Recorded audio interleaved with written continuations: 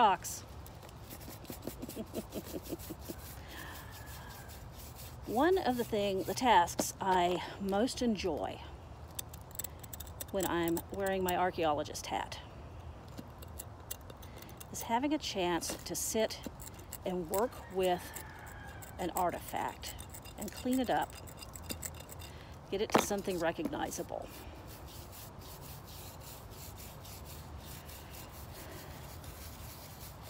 It's, depending on what it is, it's an almost meditative process. Sit here and just pick at the, in this case we're picking at the dirt using a dental pick, brushing to loosen and remove the rest of it. Normally I would do this by washing the artifact, but this is a metal. This one is metal. In fact, it's cast iron. So you don't want to get it wet. I'll just speed up the rust. You sit here and pick at each of these little bits and pieces. And as time goes on, something emerges. When I picked up this little piece of sewer pipe,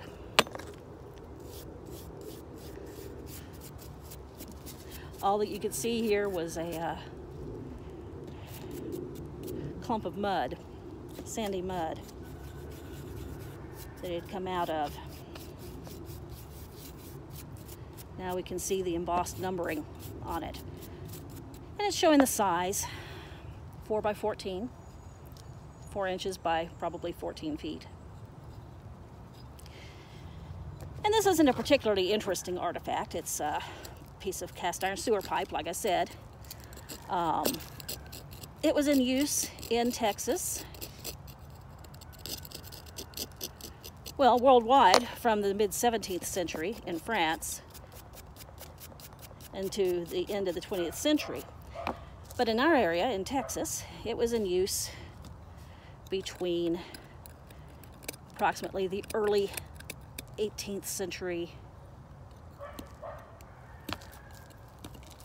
to the 1980s, when it was replaced by PVC. What that tells us is it's pretty much here. It could have, where this was found,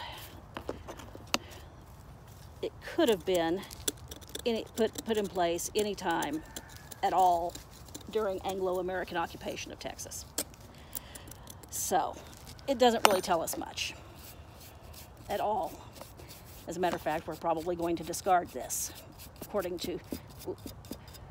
appropriately in accordance with the directions from our Historic Society. But I like to get them clean, even if I know what's going to happen to them. Remove the detritus.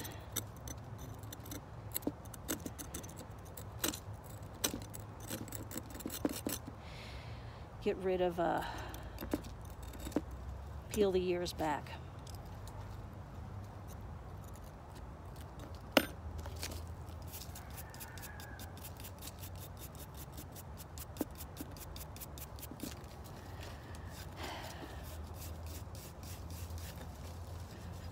Like I said, it's a very quiet occupation, a good one for the end of the day, like this one, like now.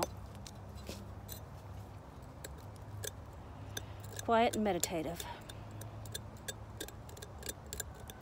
And sit and work at it until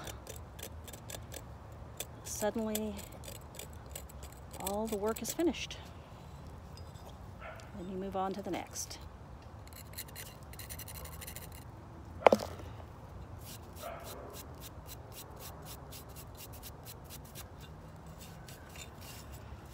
Anyway, I just thought I would give a short, I mentioned my day job in my welcome, and I thought I would give a short view of me doing that here at the Hermitage.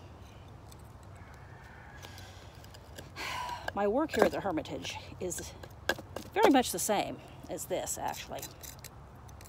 Slow and incremental.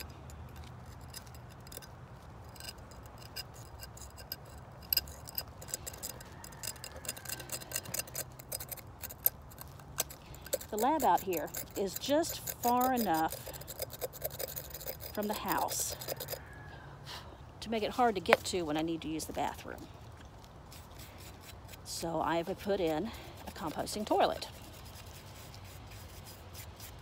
Well, once you do that, you have to have a place to put the stuff, put the manure.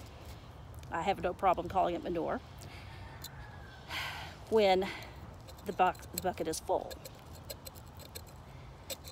Where I'm putting it is right over across the way.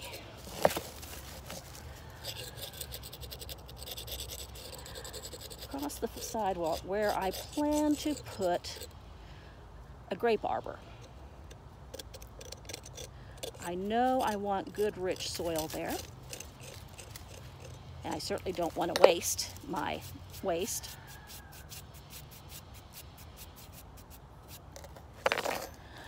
So I pour it out there. Dig a hole and bury it. No fuss, no muss, no smell. I know that it's going to be a few years before I'm able to get it to the point of actually putting in the grape arbor. I have some, as I showed you the other day, I have a couple of small grapes in these 5-gallon buckets that I purchased on a whim.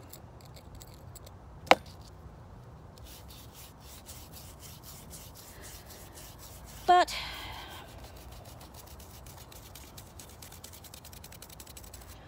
I am years down the road from having that area cleared out enough to put up the cedar or redwood posts, cement them in, put in the tops, and plant the grapes.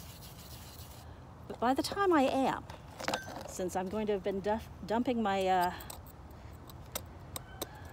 manure into holes in the area around there, I will have created a soil, little by little, over time, that the grapes will truly enjoy, and should lead to very good grape harvests. It won't just be grapes. I'm thinking kiwi as well. Might be going up that up that trellis, or pergola, or arbor, whatever we want to call it.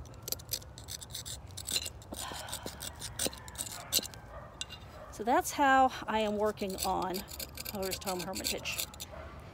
Just like these artifacts, little by little, one step at a time.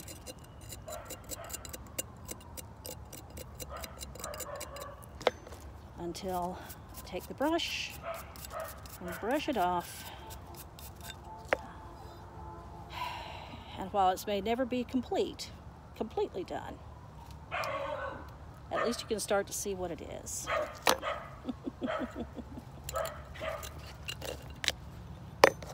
Hi, Roxy. Are you and Grace having fun in the afternoon? Good dog. Go play with Roxy. Go play with Grace. Sorry. Well, blessed be, and have a nice evening.